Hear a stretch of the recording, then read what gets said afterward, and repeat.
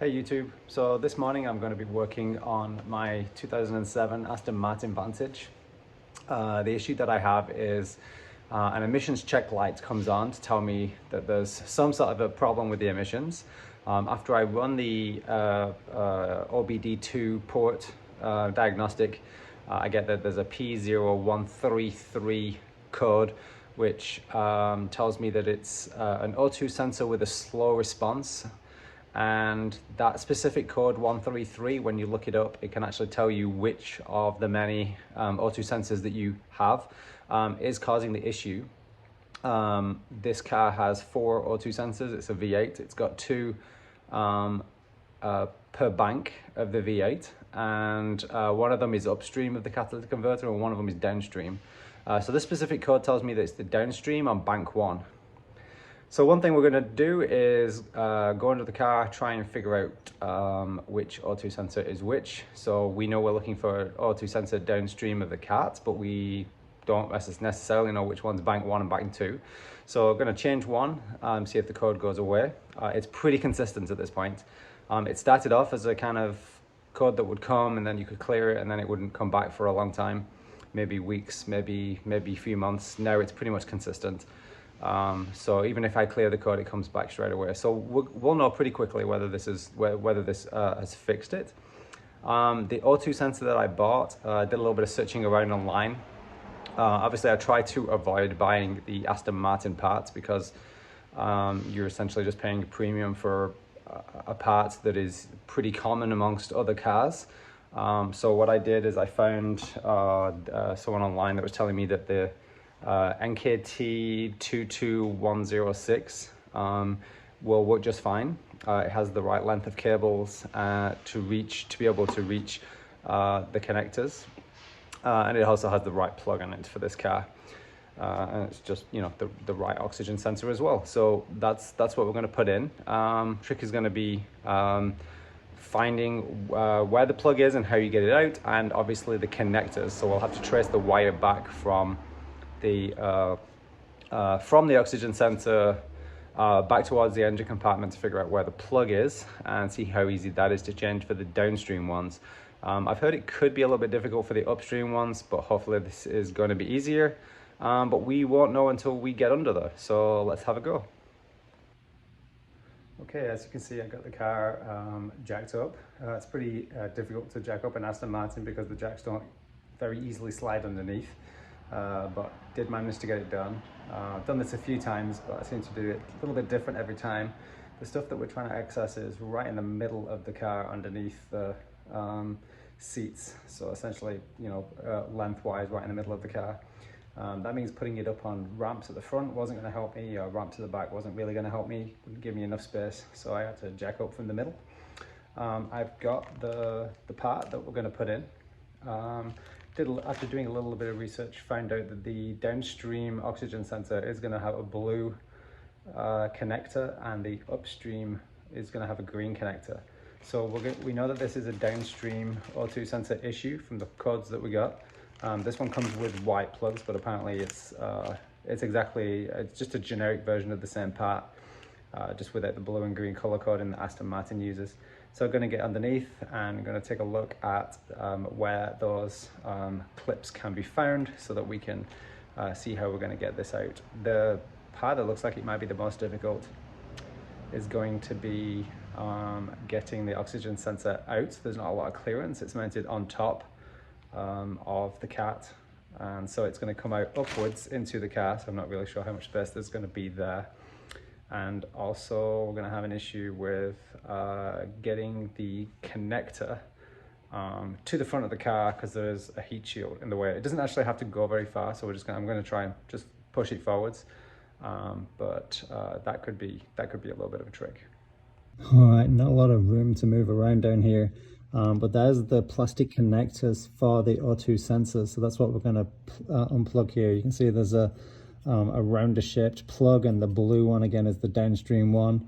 The green one is the upstream one. So the upstream one is just here above my finger, and the upstream one is there. The downstream one is probably only about 8 inches away behind.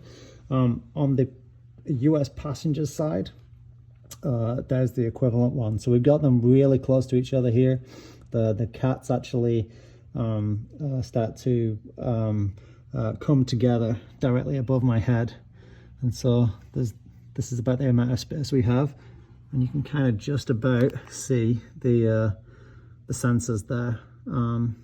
That would be the upstream one, and then the downstream one is right behind it. And you can see there's like literally no space to move around here.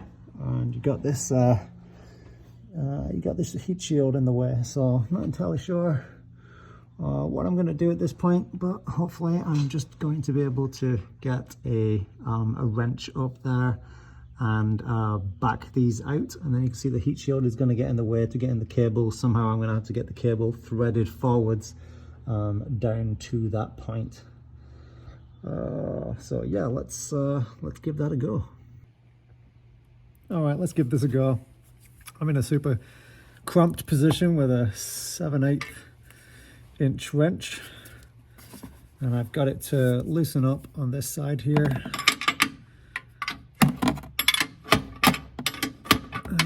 So my job is to just try and get this to the point where it comes out.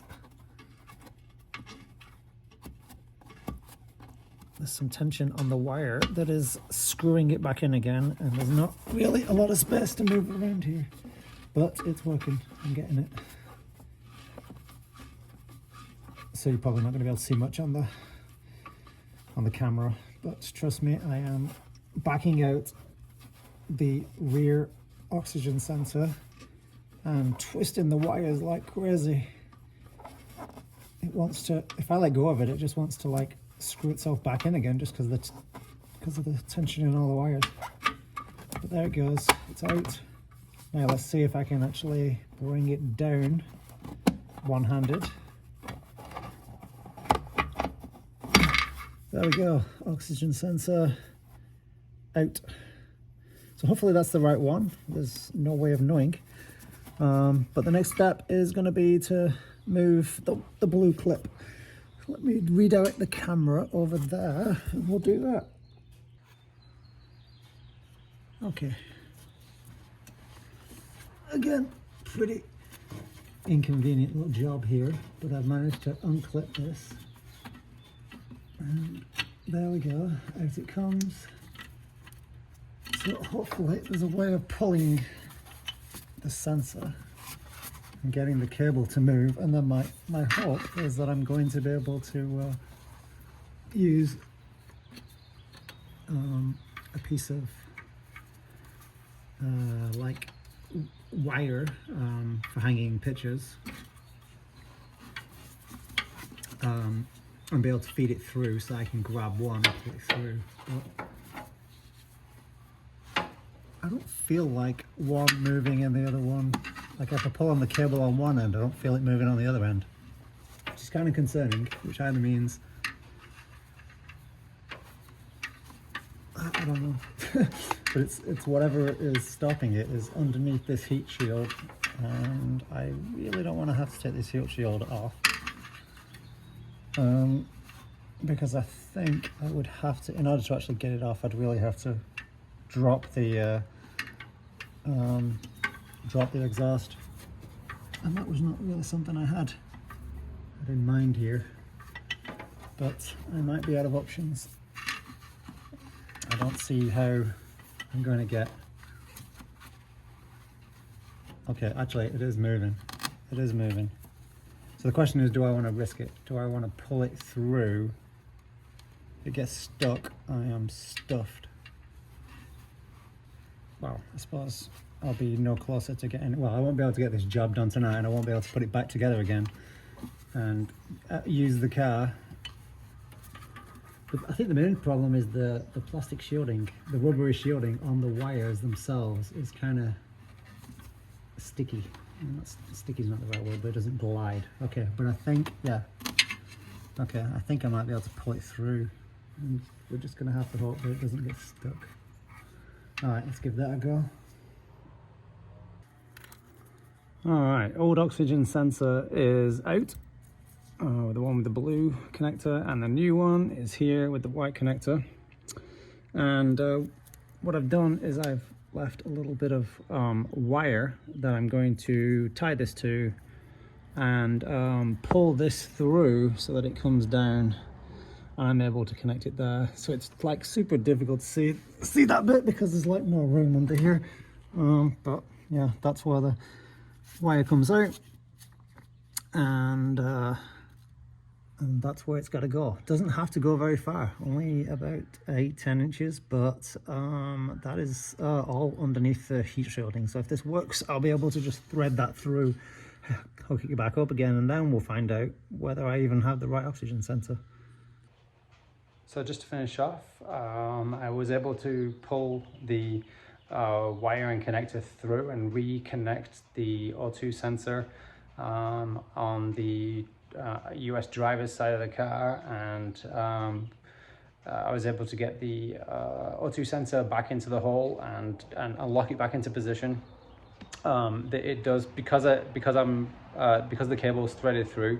When you turn the oxygen sensor to screw it in, you do end up having a situation where it's like it's twisting the wire inside, and that's a downside to doing it. I'm sure if you took your car to a dealership and the techs, actually Aston Martin did this, they would probably actually drop the exhaust to do that. But I don't really see that big of a downside to having the wires twisted on the underneath. So everything seems to be working. I started the car and did not get a fault. So at this point, I'm hopeful that bank one is the one that I just changed. I only knew it was the downstream one. I didn't know which side of the car it was, but bank one does appear to be. If I'm correct, then things could change, but it looks like bank one is the US driver's side. So everything's working so far. There's no covers to put back on again. I didn't take off any covers. You can access this with just from getting underneath the car without removing any of the body panels underneath. So that was a plus. All in all, this was a bit of a fiddly job. I needed to, it was kind of fiddly getting my hands onto the O2 sensor to get it back in again, and also to pull it out and to thread the cables through. My trick of using a wire. So when I disconnected the old sensor, I tied a wire to the cable, to the plug end. When I pulled the oxygen sensor through, it pulled the cable through. Then I attached the new sensor, tied the cable. This time I wrapped it in tape because I didn't want to get bound up on the inside. Pulled the cable through, pulled the wire through, that pulled the cable through. Then I was able to reattach the new sensor without too much difficulty. So kind of fiddly, but doable. You just want to make sure that wire, the piece of wire that you attach to the cable of the O2 sensor does not come off when it's in the inside. After that, I'm not entirely sure what you would do. You may be able to thread a coat hanger through or something like that. But this method works pretty well, and I'll put any comments in if it turns out that I've got the wrong side and I'm just waiting for a fault to come back. I didn't disconnect the battery, so I didn't clear any faults, and none of the trim, fuel trim will have changed. But when I started it back up, that didn't seem to be a problem. My theory for that is that because this is the downstream O2 sensor, that they're not really used for fuel trim. Maybe only the upstream ones are, and that these are just emissions devices. So it wasn't really the fact that this one was giving me the warning of slow to respond wasn't necessarily affecting my fuel consumption or anything like that. But if anyone has any information that shows that I'm wrong, please feel free to put it in the comments below. I hope this was helpful. Thanks. Bye.